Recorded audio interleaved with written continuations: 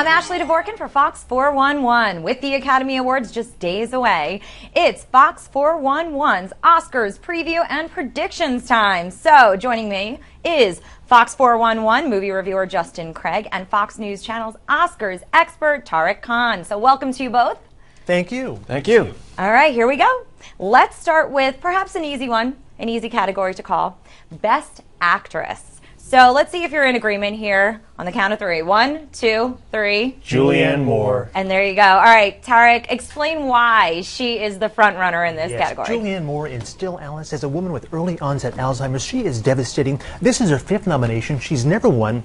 The last time she was nominated 12 years ago, she was a double nominee for Best Lead Actress in Far From Heaven, Best Supporting Actress in The Hours. She lost both. I was outraged. She's so brilliant. She's overdue. This is her year. She's already won the Golden Globe, the Screen Actors Guild Award. She's an absolute lock. She cannot lose. Okay, let's go to Best Actor. And this one may not be as easy to call. So, Justin, who do you think is going to get the Oscar? It's really down to Michael Keaton for Birdman and Eddie Redmayne for Theory of Everything. And I think since Eddie Redmayne won the SAG Award, he's going to take Best Actor at the Oscars. But I would rather see Michael Keaton take that one home. I think he deserves it more. All right, what about you? What do you say, Best Actor? I'm in the same boat. I want Keaton to win, but I think it's going to be Redmayne. It's funny, the SAG win was quite a shock. We thought Keaton, because he has a long history of credits in both film and TV, that he would win there among the wide SAG membership. But Redmayne was a surprise. He's not a household name yet, but he is fantastic in Theory of Everything. It's kind of the role that always wins, a real person, physically challenged, whatnot. So I think Redmayne gets it. Yep, I'm going with Redmayne as well. Next, let's go to the supporting categories. Okay, Tariq, who do you think will get Best Supporting Actress? Oh, yes, easy. Patricia Arquette in Boyhood. She's been an early favorite since the movie came out back in July. She won the Golden Globe, Screen Actors Guild Award, New York Film Critics, LA Film Critics Best Lead Actress, in fact. So I think, I'm not sure how Boyhood's going to do overall, but this is one place where they will honor it. She is pretty much a slam dunk as well. Okay, and Best Supporting Actor? There's really no competition whatsoever for J.K. Simmons in Whiplash. It is probably, overall, I think, the best performance of the year. And he just really nails it in this film, and he really has no competition. Maybe Ed Norton slightly behind him. What a great performance he did in Birdman, but it's J.K. Simmons all the way. Yeah, and now at some point or another, you've both mentioned some of the past shows that have led up to the Oscars. So how much do those really factor in at this point? I mean, can people getting ready for their Oscars parties, they want to make their own predictions, can they go based on SAG, Directors Guild, BAFTA, Globes? Like, what can they look at? Yeah, you know, it's funny, these days, if you win both the Golden Globe and a SAG Award, you're almost a lock to win the Oscar. And it's a shame here because there's not much suspense anymore in a lot of the categories. There's some years where there might be a few things that could offshoot that, but this year, I think pretty much all the Globe and SAG winners will see them repeat at the Oscars, so unfortunately, not a whole lot of suspense there. All right, well, let's get to the biggie. Best Picture. There are 8 films nominated. American Sniper, Birdman, Boyhood, The Grand Budapest Hotel, The Imitation Game, Selma, The Theory of Everything, and Whiplash. So, Tariq, I'm going to start with you. Who are you calling for Best Picture this year? I'm calling it for Birdman. And really quickly, let me explain why. Because even though Boyhood won the Critics Awards, won the Golden Globe, won the British Academy Award, Birdman has won what we call the pre-Oscar Triple Crown, and that is top honors from Producers Guild, Directors Guild, and Screen Actors Guild. And over the past 20 years, almost every film which has won that trifecta has taken the Oscar. So I'd have a hard time seeing Birdman losing after it's shown that widespread industry support. All right, what about you, Justin? I agree. I think it's going to be Birdman, but, you know, my heart still belongs to Grand Budapest Hotel. Same here. Same, my favorite movie of the year. Mine too. Yes, you got great taste, Justin. Oh, well, so interesting. So, yes, because we've heard it's sort of coming down to Boyhood and Birdman, and my thoughts on it were that, you know, Boyhood does need to be, I think it should be recognized for the effort, for the fact that it took 12 years to make, and I think that that recognition should go to Richard Linklater for Best Director. But as far as the movie overall, Birdman. So how often are those two split, Best Picture and Best Director?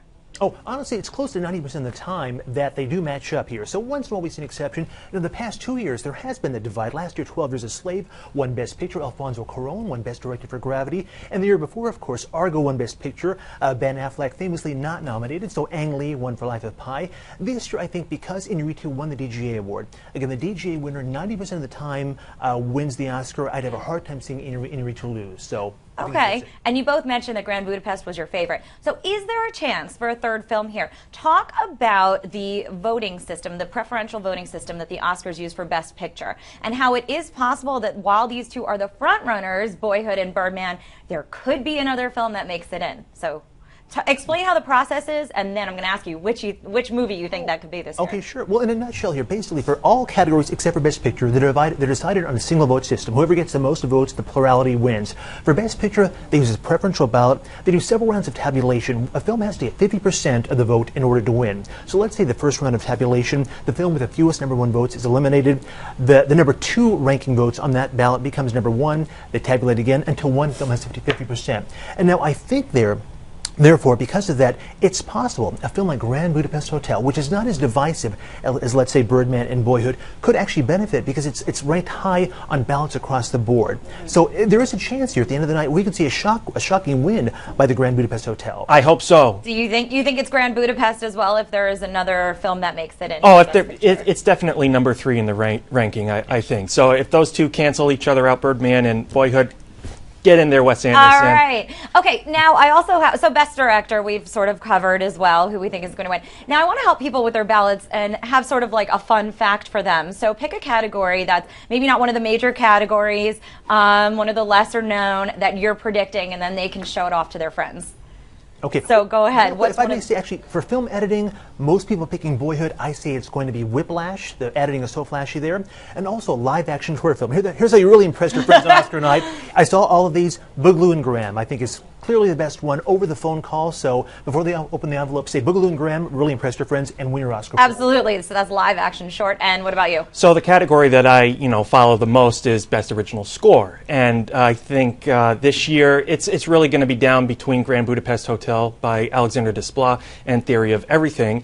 And I would rather see Grand Budapest Hotel win because it is a masterpiece of a score by Desplat. It is by far the most original score of the year, completely different than anything else that's nominated. It's part of the fabric of the film. The music, The Theory of Everything is actually kind of like a poor imitation of an Alexander Desplat score, and Desplat has never won an Oscar. So if Theory of Everything comes in and beats Desplat at his own game, that's just not fair. So I want Grand Budapest Hotel to win. Alexander Desplat absolutely deserves an Oscar. Impressive. Thank you. And then, okay, our host, Neil Patrick Harris, predictions on how you think he's going to do. I mean, obviously, he's a seasoned entertainer. Sure. He's done this role before. So what do you think? Oh, he's done the Tonys how many times? Twice now? He knows what he's doing. So Right. This is exactly what the Oscars show needs, and I think he's going to kill it. And what about you? I know you give suggestions. I know, I do. I just have one concern that the Oscars, it's not the Tonys, not too much singing and dancing. Really what we're going to see is really more good jokes, making fun of the audience, the nominees, put them at ease, whatnot here. If there's too much of the production numbers, people get bored, they tune out. So I hope he doesn't go overboard with that. We'll see.